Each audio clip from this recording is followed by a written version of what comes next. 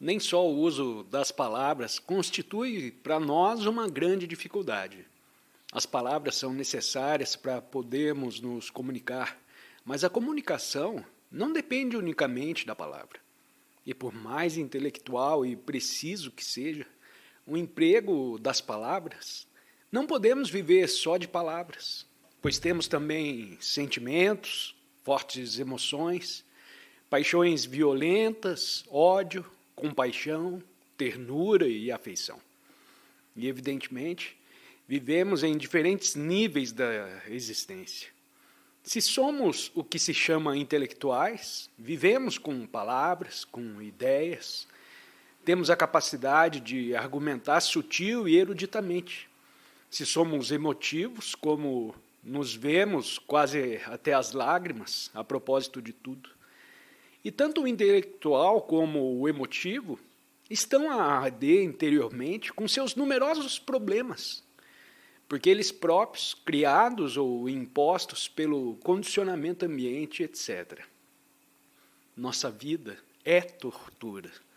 Tentamos disfarçar essa tortura com palavras, com sentimentos, com fugas, com toda uma série de atos chamados religiosos ou intelectuais. Mas essas coisas não escondem nossa luta interna, nossa frustração interior, nossa solidão, nossos profundos pesares, nem nosso sentimento de completo isolamento. Queremos estar em segurança, não só física, mas também emocionalmente. Queremos companhia, queremos ter alguém em quem nos amparar, em quem confiar plenamente. Queremos o sentimento de íntimo e infinito contato com outro ente humano. Não só buscamos a segurança em outro ente humano, na vida de relação, mas também desejamos segurança em nossas ideias, nossas crenças, nossa maneira de vida. Não queremos errar, queremos seguir o caminho certo, o que quer que isso signifique. Precisamos de alguém que nos diga o que devemos fazer. Dependemos da autoridade e temos infinito amor à tradição. E nós temos de viver com tudo isso, no nível intelectual, no nível emocional, no nível físico e no nível psicológico. Viver com a solidão, o vazio, o desespero. Viver com a doença e o infinito tédio da vida.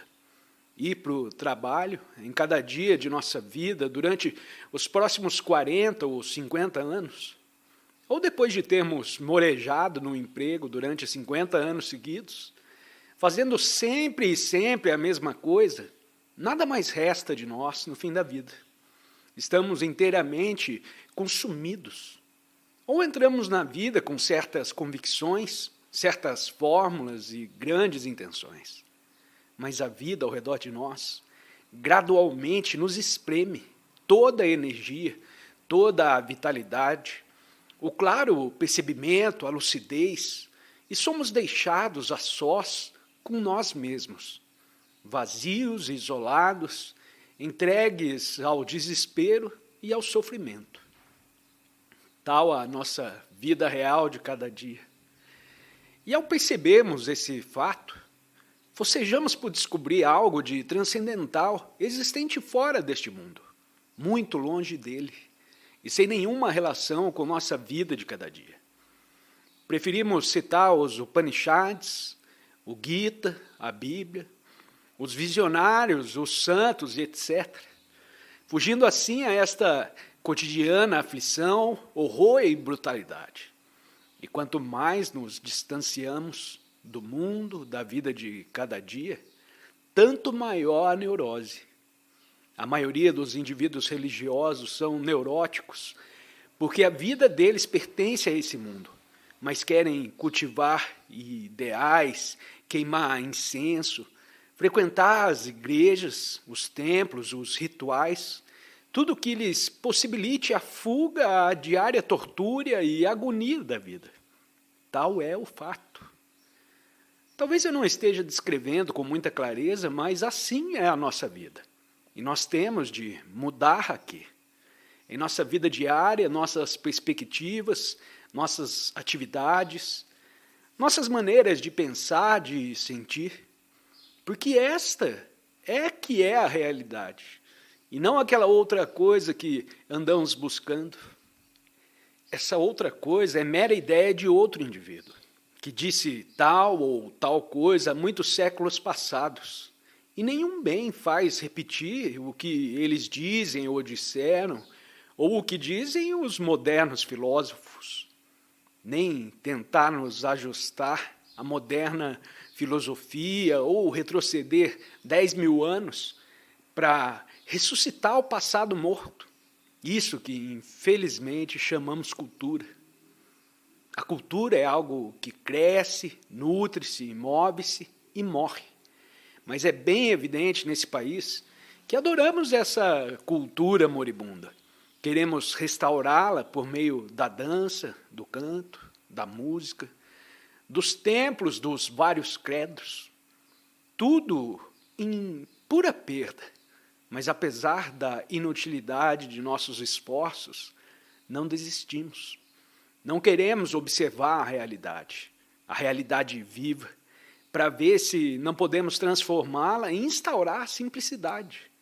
A simplicidade que é a essência da harmonia. Somos entes incapazes. Por isso estamos sempre a olhar, a procurar, a desejar encontrar alguém que nos indique o que devemos fazer. E em tais pessoas depositamos nossa fé. Fé e confiança são coisas sem valor. Precisamos ter fé num médico experiente, mas qualquer teoria baseada na experiência de outro homem, em questões relativas à psique ou à vida interior, é completamente sem valia. Mas, aparentemente, não podemos abandonar tal fé.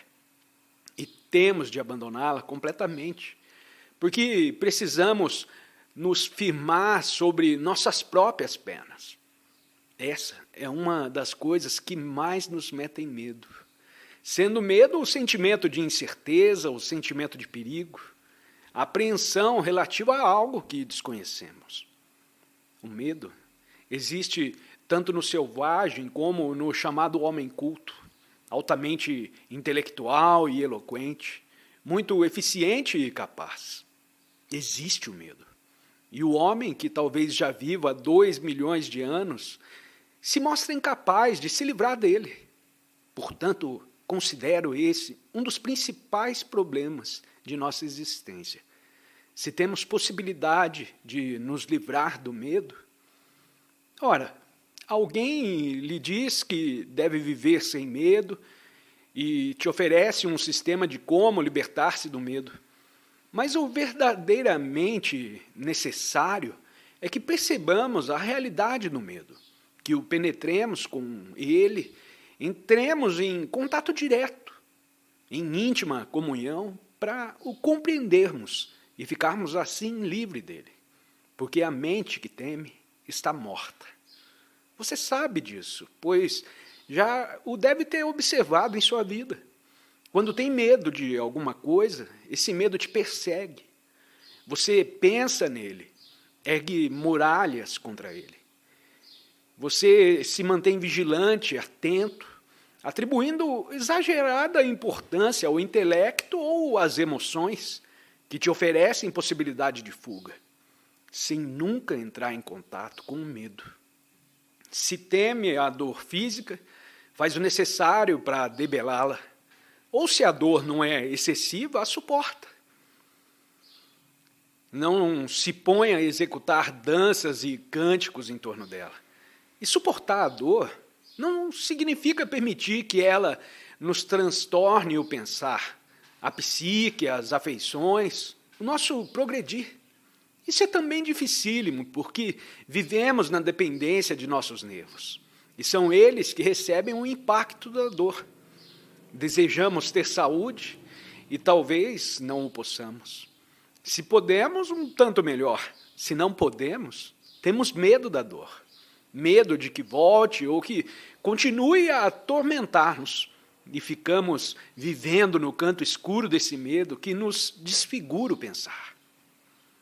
Ao medo, à insegurança emocional, psicológica, interior. o medo de não termos alguém a quem falar, a quem abrir nosso coração, com quem comungar, alguém que nunca nos interprete mal, a quem nos sintamos unidos por grande afeição, por um forte sentimento. Se porventura encontramos tal pessoa, a ela nos agarramos como a uma tábua de salvação. Bem sabemos que um dia ela poderá ir, poderá morrer, ou poderá nos voltar às costas, interessar-se por outro, e começará então o ciúme, o ódio, a envenenar nossas relações. Por essa razão, construímos uma sociedade em que o matrimônio se tornou um sacramento. Seus laços não podem ser quebrados e, por meio da lei, os mantemos indissolúveis. Entretanto, as pressões da vida moderna estão a quebrar essa lei. Queremos a permanência daquela relação e não percebemos que não há permanência em coisa alguma. E assim o medo ensombra-nos os dias. Veja, por favor, que eu não estou descrevendo nada de fantástico. Não precisa imaginar nada disso. É sua vida real de cada dia. Fisicamente buscamos a segurança, queremos uma casa, queremos posses, renome, posição, prestígio. E se alguém tenta nos tocar nessas coisas, o repelimos legal, moral e religiosamente. E desejamos também a segurança nas relações. Embora intimamente saibamos muito bem que não há permanência nas relações.